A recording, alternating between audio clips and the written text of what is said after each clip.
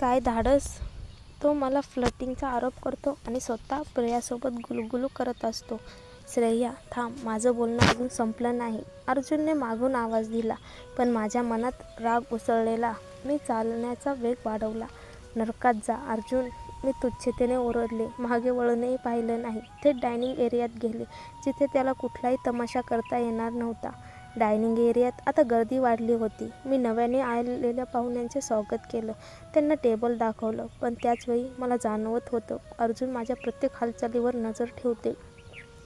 मी त्याच्याकडे बघण्याचा तसाही विचार केला नाही, जोपर्यंत त्याने आणि प्रियाने टेबल सोडलं नाही.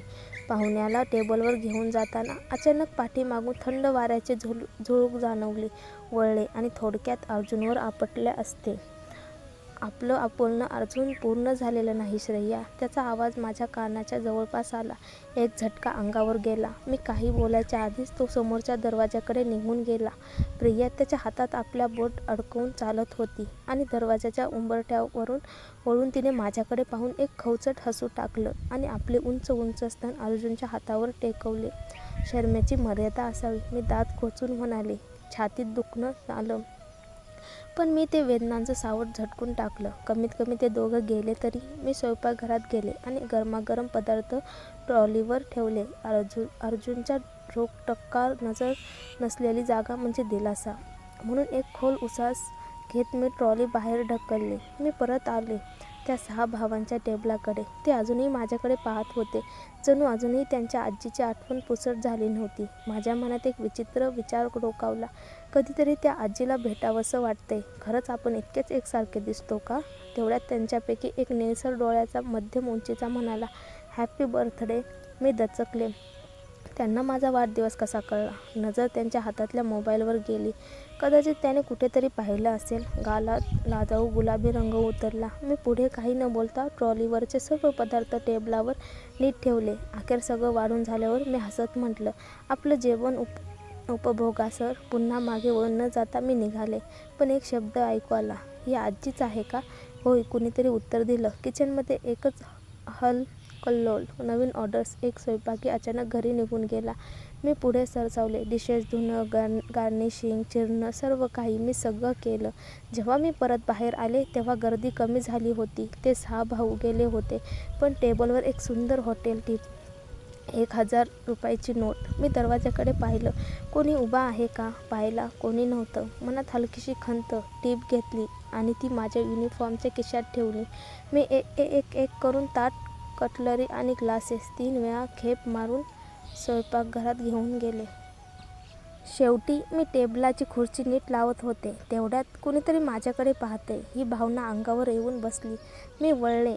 चारकोल काळ्या डोळ्यांचा माणूस दरवाजापाशी उभा होता. हातात लाल गुलाबांचा गुच्छ. अर्जुनचा सावत्र भाऊ अश्विन. मी हालायच्या आधीच तो माझ्याजवळ आला. गालावर सौम्य चुंबन. हॅपी बर्थडे श्रेया, त्याने कानाजवळ हळूवार म्हटलं आणि त्याचवेळी दरवाजा उघडला आणि अर्जुन तिथं उभा होता, सगळं पाहत होता. अर्जुनचा चेहरा संतापाने विकृत झाला होता.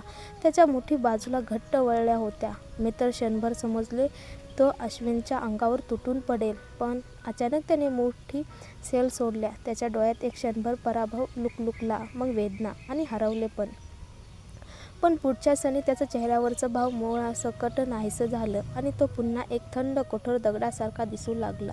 अर्जुन वळला आणि काही सेकंदात तिथून निघून गेला. तुझ्यासाठी श्रेया. अश्विनचा खोल स्वर मला परत वास्तवात ओढून आणतो. त्याच्या हातात गुलाबाचे गुच्छ. माझ्या काही बोलण्याच्या आधीच तो ते माझ्या हातात देऊन टाकतो. माझ्या मनात एक आवाज झणकत होता, हे चुकीचं आहे. तो माझ्या नवऱ्याचा भाऊ आहे. पुन्हा असं काय केलंस अश्विन तर लोकांसमोरच मी तुझ्या गालावर एक झापड मारीन आणि मला बिलकुल संकोच वाटणार नाही. मी थंड आणि धारदार आवाजात इशारा दिला. अश्विन फक्त खांदे उडवतो. फक्त गालावर एक हलकं चुंबन. श्रेया, काही मोठं नाही. मी तर ओठावरही किस केलेत आणि त्यांना तर काही फरकही पडत नाही. माझ्या अंगावर शहारे आले.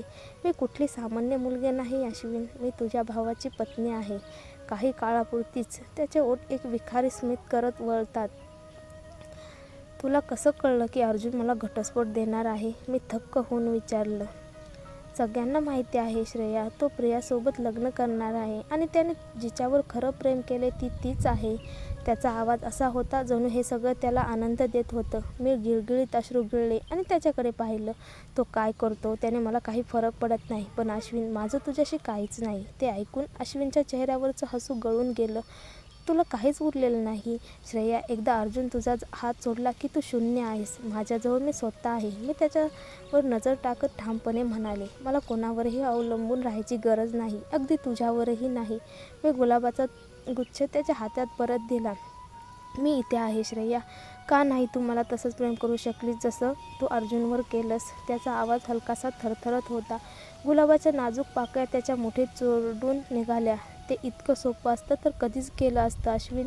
त्याच्या डोळ्यातल्या त्या वेदनेचा मला त्रास झाला. कदाचित ही तीच भावना होती जी माझ्या चेहऱ्यावर होती जेव्हा अर्जुन प्रियासोबत हसत होता. जर तू माझी होणार नाहीस तर कोणीच नाही. अश्विनच्या डोळ्यात एक खतरनाक चमक होती. मी थोडा वेळ त्याच्याकडे स्तब्धतेने पाहत राहिले. Good bye Ashwin. मी वळून गेले. आपलं अजून काहीच संपलेलं नाही श्रेया. त्याने गुलाबाचा गुच्छ टेबलावर आपटला आणि दाराकडे निघून गेला.